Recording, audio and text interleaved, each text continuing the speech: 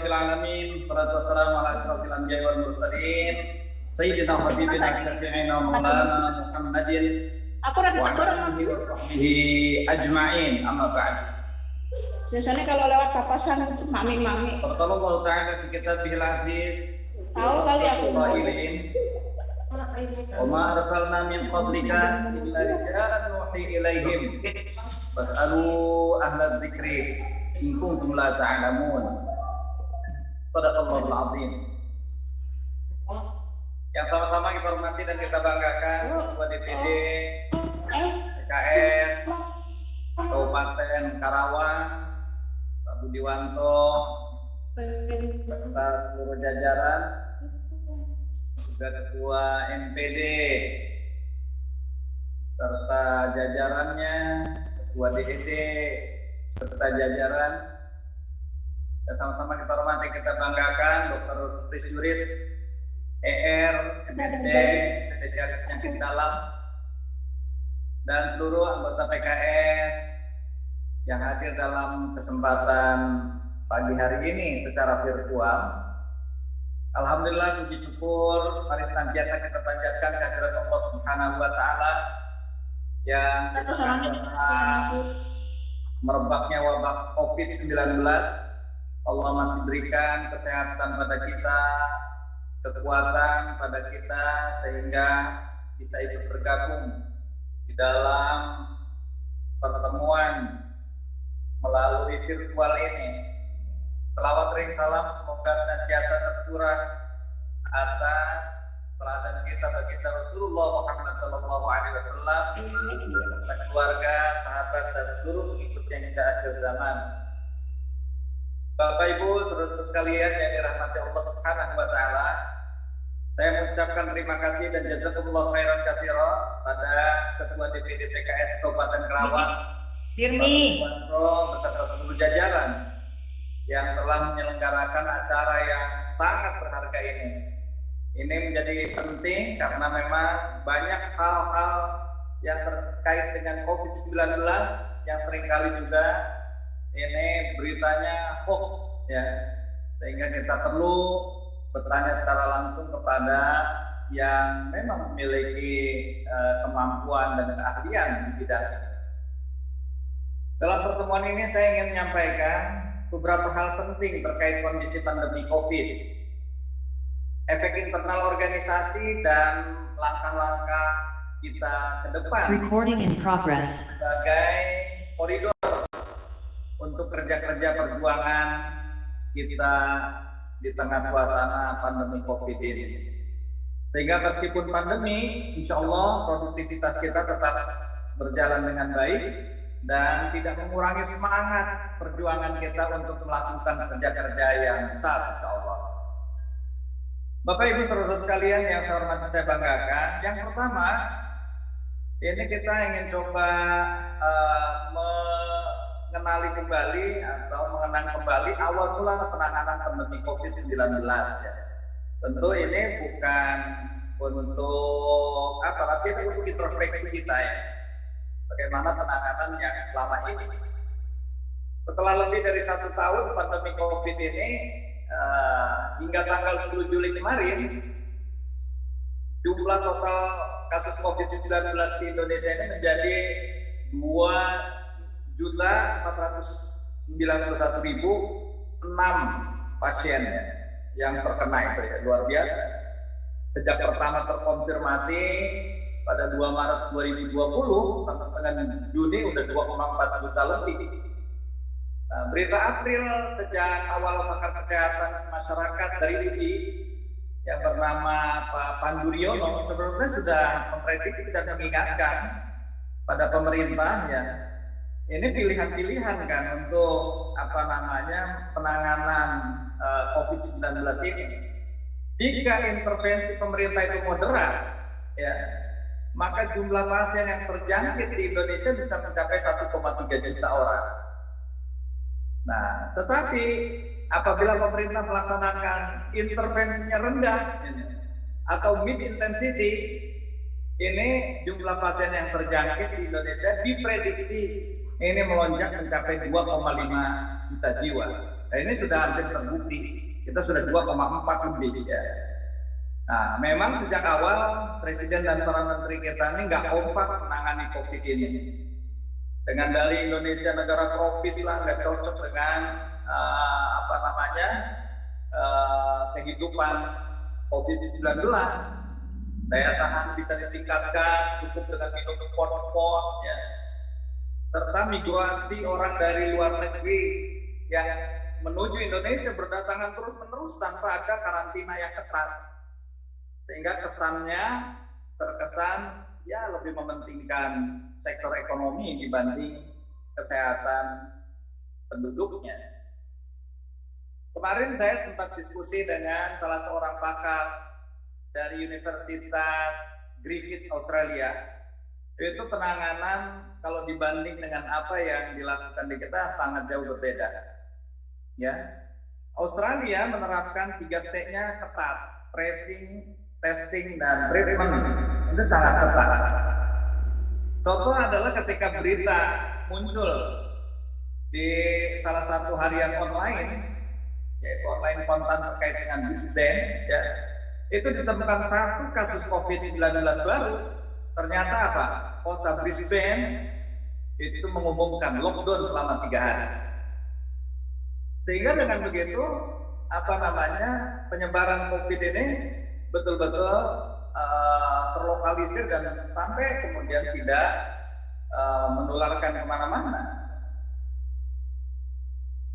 Mari kita mungkin saatnya merenungkan ya salah satu firman Allah yang tadi saya bacakan di awal, ya, ada di akhirnya itu Allah mengungkapkan fasalu ahla dzikri in kuntum la ta'lamun. Maka tanyakanlah kepada orang yang berilmu, yang mengetahui jika kamu tidak mengetahui. Nah, itu di dalam surat Al-Anbiya ayat yang ke-7 ya.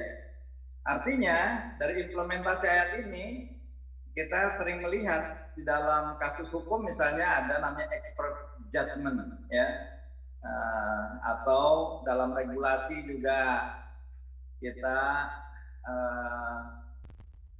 dalam dunia akademik ya, itu ada juga dalam regulasinya itu ada academic paper ya.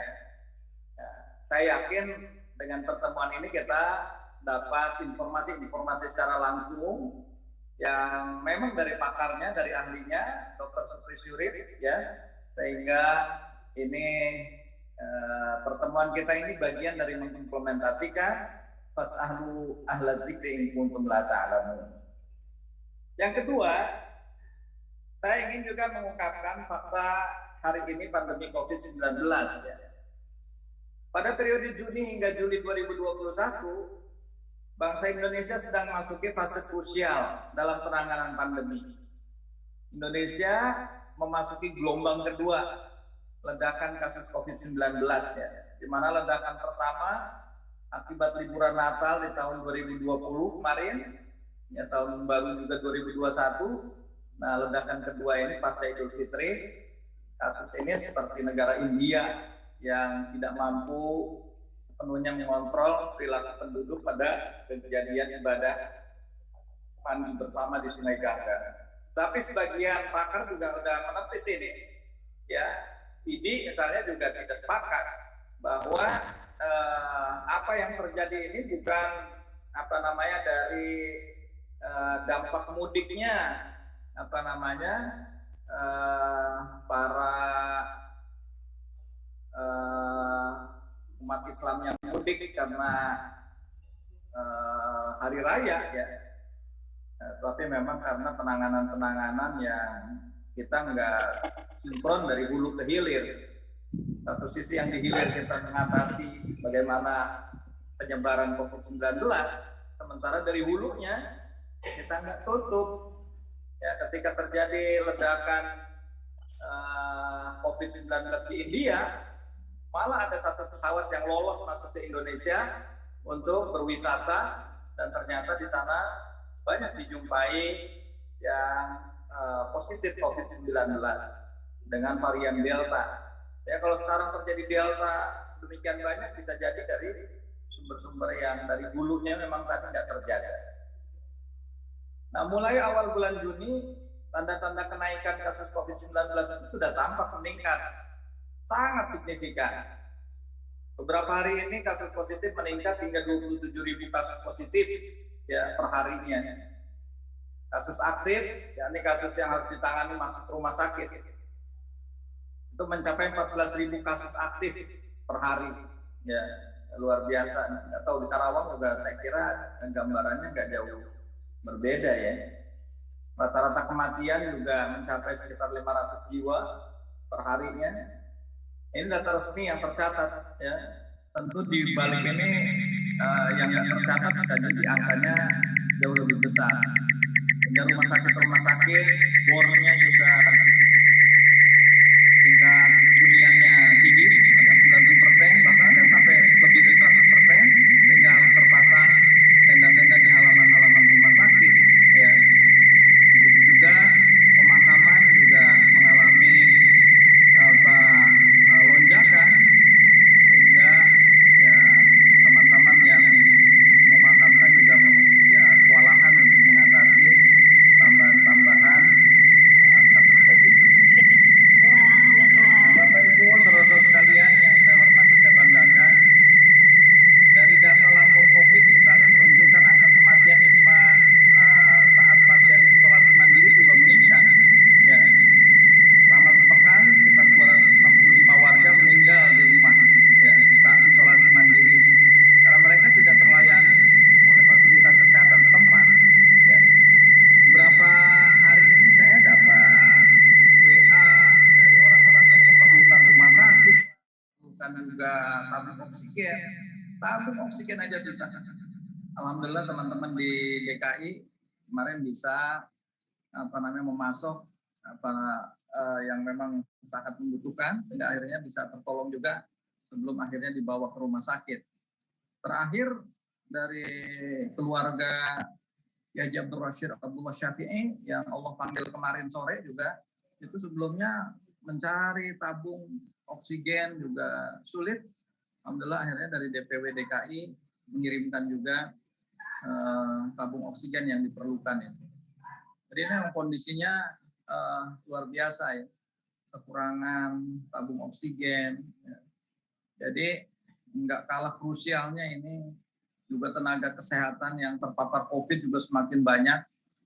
Ya, sehingga kemarin juga ya kita melakukan langkah-langkah apresiasi dan terima kasih kepada tenaga kesehatan, sehingga kita membuat tagar terima kasih nakes ya. Alhamdulillah viral pada hari yang kemarin itu. Nah ini menunjukkan sebuah fenomena yang terjadi pada hari-hari ini.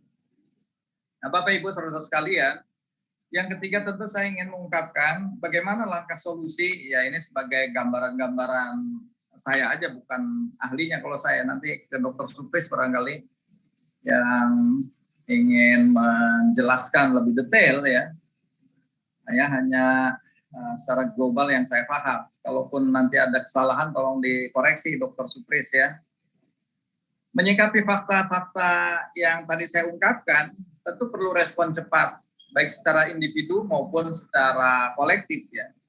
Saya sebagai presiden partai ya kemarin sudah mengeluarkan instruksi presiden terkait dengan struktur dan anggota untuk menghadapi wabah COVID-19 ini. Ya. Sebagai individu, keluarga dan warga negara, saya kira kita perlu ekstra keras untuk mengurangi mobilitas di luar rumah. Ya. Kemarin juga kita mengadakan acara semalam itu, acara istighosah ya, itu juga semuanya dilakukan dari rumah-rumah kita. Nggak ada yang dari DPP juga nggak ada, biasanya dari DPP bagian. Nah, saya cek kemarin sore saya ke DPP kosong ruangannya, ya nggak ada, berarti memang ini semua yang dilakukan dari rumah. Saya juga dari rumah. Ya, nah, maka ini stay at home bersama keluarga tercinta mungkin perlu kita perbanyak. Ya, kalaupun kerja ya kita lakukan work from home. Sehingga tetap kita bekerja dari rumah ya. Nah, di rumahnya jangan tidur terus kalau kerja WFH ini. Tetap kita produktif bekerja ya di rumah. Ya, kalaupun terpaksa harus keluar tadi ya kita harus menerapkan protokol COVID-19 secara ketat ya. Yang kedua, kita juga perlu memperkuat imunitas tubuh kita ya.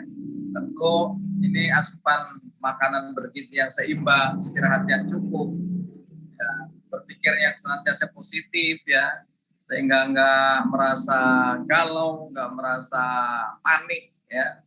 Tapi kita tentu sebagai umat yang beragama ya kita serahkan urusan kepada Allah ya, tentu dengan banyak berzikir, banyak membaca ayat Allah, sehingga imunitas kita mudah-mudahan semakin meningkat. Kemarin saya diperlihatkan ada yang pasang oximeter ya, tapi saat dibacakan ayat-ayat Quran ternyata ada peningkatan di oximeternya. Mungkin karena ketenangan jiwa karena dampak dari tilawah Al-Quran itu ya.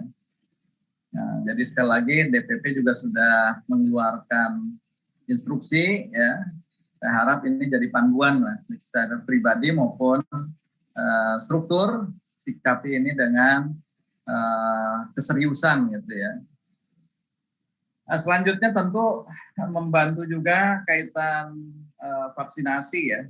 Ya kita nggak perlu lagi lama berdebat ya, karena memang realitasnya ini banyak kondisi yang kejadian hari demi hari, banyak korban akibat COVID-19 ini.